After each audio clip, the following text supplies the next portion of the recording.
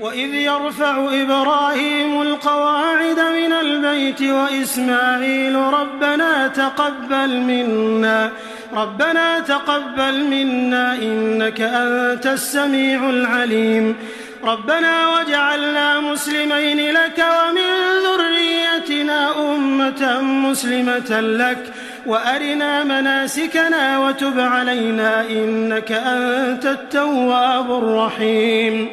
ربنا وابعث فيهم رسولا منهم يتلو عليهم آياتك ويعلمهم الكتاب والحكمة ويزكيهم إنك أنت العزيز الحكيم ومن يرغب عن ملة إبراهيم إلا من سفه نفسه ولقد اصطفيناه في الدنيا وإنه في الآخرة لمن الصالحين إذ قال له ربه أسلم قال أسلمت لرب العالمين ووصى بها إبراهيم بنيه ويعقوب يا بني إن الله اصطفى لكم الدين فلا تموتن إلا وأنتم مسلمون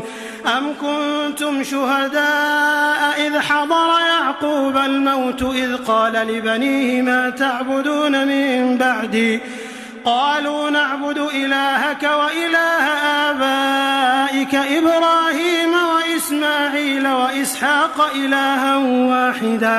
إلها واحدا ونحن له مسلمون تلك أمة قد خلت لها ما كسبت ولكم ما كسبتم ولا تسألون عما كانوا يعملون.